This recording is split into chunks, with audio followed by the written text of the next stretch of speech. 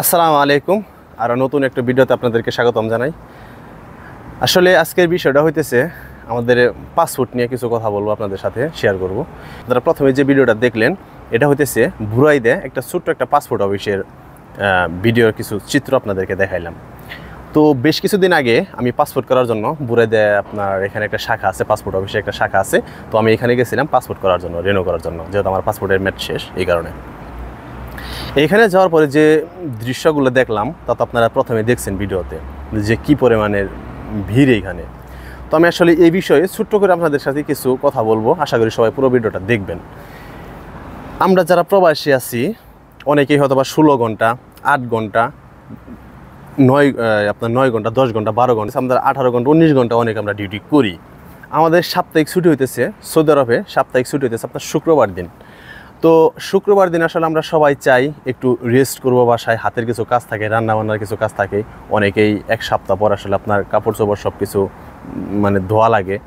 তো আসলে আমাদের প্রবাসীদের হাতে ওই রকম সময়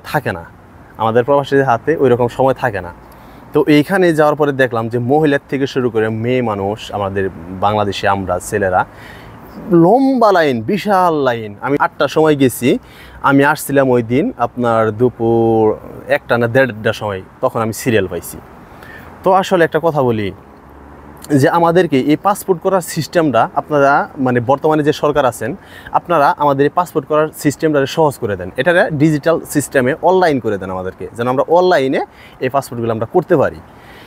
যেমন এখানে আপনার এই শাখায় যদি আমরা কোনো সময় পাসপোর্ট রিনিউ করার জন্য যাই তাহলে লাগে আপনার হয়েছে 185 রিয়াল।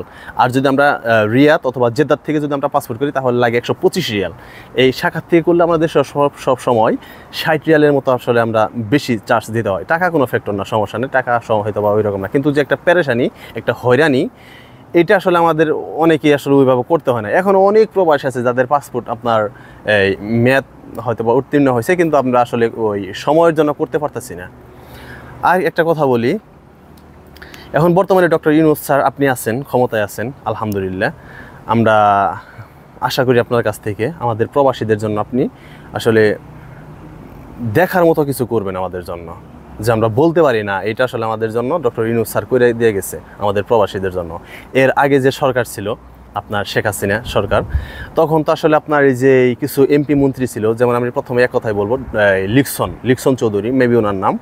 উনি আসলে বেশ কিছু সস্তা মার্কেট পাওয়ার জন্য আপনার মিথ্যা কিছু আশ্বাস দিছিল যে আমাদের জন্য আসলে অল্প টাকায় বিদেশ আসার জন্য সিস্টেম করে দিবে, আমাদের পাসপোর্ট রিনিউ করার জন্য সেইখানে কিছু উনি আসলে মানে দেখার মতো কিছু পদক্ষেপ নেবে। আসলে দেখা গেছে দিন শেষে ঘন্টার মাথা কিছুই না, ওনার স্বার্থ হাসিল হয়েছে, তারপর আমাদের জন্য আসলে ওই রকম কোনো কিছুই করে নাই। এটা আসলে বাংলাদেশের আমাদের যেহেতু আমাদের আসলে একটু আবেগ বেশি, তো যে কোনো রাজনৈতিক দল আসুক না কেন আমাদের আবেগ নিয়ে আসলে সবসময় ওনারা খেলতে ভালোবাসে। আর আমাদের আবেগ নিয়ে খেললে দেখা যায় যে সস্তা মার্কেটও পায়, জনপ্রিয়তাও বাড়ে। এই জন্য ওনারা আসলে সস্তা কিছু মার্কেট পাওয়ার জন্য আমাদেরকে এরকম মিথ্যা আশ্বাস দেয়। তো আপনাদের কাছে এখন আপনারা ক্ষমতায় আছেন, প্রবাসীদের জন্য এমন কিছু করবেন যেটা আমরা আসলে বলতে পারবো না, এই বিষয়টা ওনারা আমাদের জন্য কাজ করছে। আমি আরেকটা বিষয় কথা বলি, এটা হইতেছে আপনার বাংলাদেশে এয়ারপোর্টে আপনার যে লাঞ্চের যে সিস্টেমটা আপনারা আমাদের জন্য করছেন, বিনামূল্যে লাঞ্চ।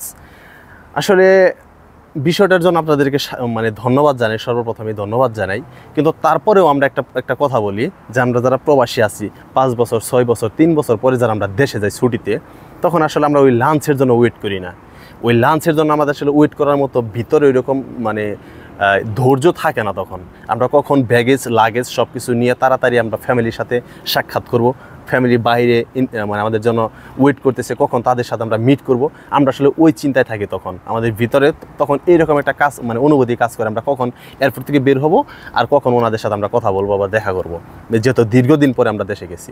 তো আমি মনে করি বা আমরা অনেকেই মনে করি আসলে এই লাঞ্চের বিষয়টা আমাদের জন্য আসলে প্রয়োজন নাই। তারপরেও দিচ্ছেন, আলহামদুলিল্লাহ, আমরা স্বাগত জানাই। লাঞ্চের সিস্টেমের থেকে আমাদের গুরুত্বপূর্ণ কাজ হচ্ছে আমরা অল্প টাকায় কীভাবে প্রবাস আসতে পারি, মিডল ইস্টে কোন, ইউরোপে কোন, আমরা কীভাবে স্বল্প টাকায় যেতে পারি। এইখানে সৌদি আরব যদি আমরা আসি, দেখা যায় আপনার মানে বিরাট একটা অ্যামাউন্টের টাকা দিয়ে আমাদের আসলে প্রবাস আসতে হয়। তার মধ্যে স্যালারি তো মনে করেন যে একদম আমাদের বাংলাদেশি যারা, আমাদের স্যালারি একদমই কম হয়। ম্যাক্সিমাম আমাদের বাংলাদেশি প্রবাসীদেরকে স্যালারি হয় আপনার 600, 700, 800, 900, 1000। সর্বোচ্চ হইলে ভালো কোনো পর্যায়ে যদি থাকে, ভালো কোনো পজিশনে যদি থাকে, তাহলে 15 থেকে 2000 টাকা আসে, 1500, 2000 টাকার মতো আপনার স্যালারি হয়।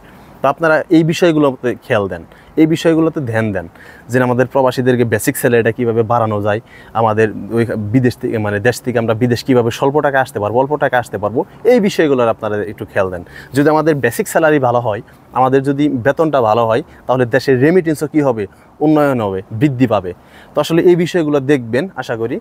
আর আমাদের পাসপোর্ট কীভাবে সহজভাবে করা যায়, এই বিষয়টা আপনারা দেখবেন একটু। তো আশা করি ভালো থাকবেন। আসসালামু আলাইকুম।